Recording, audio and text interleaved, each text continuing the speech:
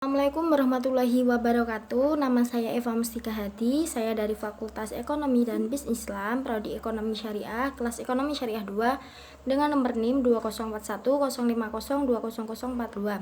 Di sini saya akan menanggapi video dari Bapak Dr. Wadud Nafis LC MEI yang berjudul Ekonomi Tertutup Tanpa Kebijakan Pemerintah. Pengertian ekonomi dua sektor. Perekonomian dua sektor adalah perekonomian yang terdiri dari sektor rumah tangga dan perusahaan, merupakan bentuk yang paling sederhana dari analisis makroekonomi mengenai penentuan tingkat kegiatan ekonomi suatu negara. Aliran pendapatan dalam perekonomian dua sektor. Yang pertama, sektor perusahaan menggunakan faktor-faktor produksi yang dimiliki rumah tangga. Yang kedua, sebagian besar pendapatan yang diterima rumah tangga akan digunakan untuk mengkonsumsi, yaitu membeli barang dan jasa yang dihasilkan oleh sektor perusahaan.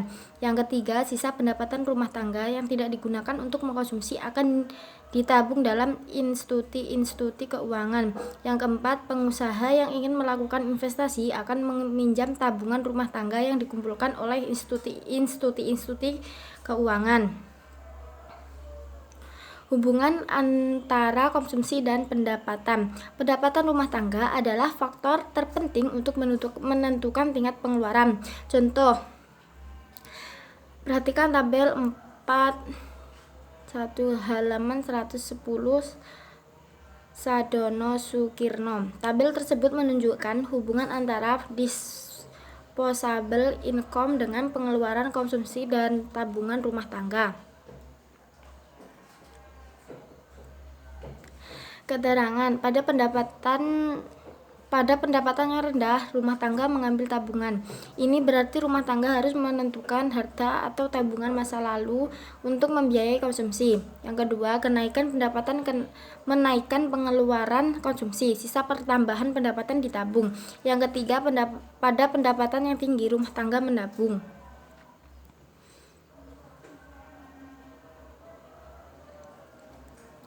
Kecondongan mengkonsumsi marginal atau MPC merupakan perbandingan di antara pertambahan konsumsi yang dilakukan dengan pertambahan disposable income yang diperoleh. MPC sama dengan AC per AYD. Kecondongan mengkonsumsi rata-rata atau APC merupakan perbandingan di antara tingkat konsumsi C dengan tingkat disposable income atau YD. APC sama dengan C per YD. Kecondongan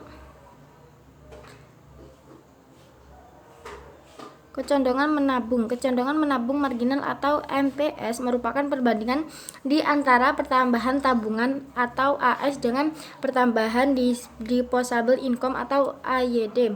MPS sama dengan AS per AYD.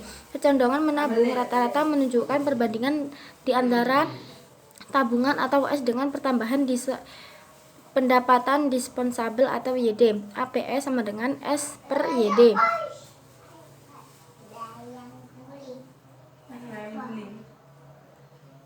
Fungsi konsumsi dan tabungan. Fungsi konsumsi yaitu suatu fungsi yang menggambarkan sifat hubungan di antara tingkat konsumsi rumah tangga dalam perekonomian dengan pendapatan nasional atau pendapatan disposable. Fungsinya adalah C sama dengan A tambah BY. C sama dengan A tambah BY D, di mana A konsumsi rumah tangga saat pendapatan nasional sama dengan 0, B MPC, B sama dengan MPC. Fungsi tabungan. Fungsi tabungan yaitu fungsi yang menunjukkan sifat hubungan antara tingkat tabungan RT dalam perekonomian dengan pendapatan nasional atau pendapatan disposable. Fungsi tabungan S sama dengan negatif A tambah dalam kurung 1 dikurangi B Y sama dengan S sama dengan negatif A tambah dalam kurung 1 dikurangi B YD. Investasi dan fungsi investasi. 1. Pengertian investasi. Investasi sering dikenal dengan nama penanaman modal. Investasi merupakan komponen 2 yang menentukan pengeluaran agregat. Investasi merupakan pengeluaran atau pembelanjaan penanaman modal atau perusahaan untuk membeli barang-barang modal dan perlengkapan produksi untuk menambah kemampuan produksi barang dan jasa yang tersedia dalam perekonomian. Investasi meliputi pengeluaran untuk 1. Pembelian barang modal, yaitu mesin-mesin dan peralatan produksi lain untuk mendirikan berbagai jenis industri dan perusahaan. Yang kedua, pengganti barang-barang modal yang telah didepresiasikan. Yang ketiga, pengeluaran untuk bangunan kantor, pabrik, dan lain-lain. Yang keempat, pertambahan nilai stok barang-barang yang belum terjual. Jumlah investasi tersebut disebut investasi bruto, sedangkan investasi bruto didapat dari investasi bruto dikurangi depresiasi. Faktor penentu investasi ada 6. Yang pertama, tingkat keuntungan yang diramalkan akan diperoleh. Yang kedua, suku bunga. Yang ketiga, ramalan mengenai keadaan ekonomi di masa depan. Yang keempat, kemajuan teknologi. Yang kelima, tingkat pendapatan nasional dan perubahannya. Yang keenam, keuntungan yang diperoleh perusahaan-perusahaan.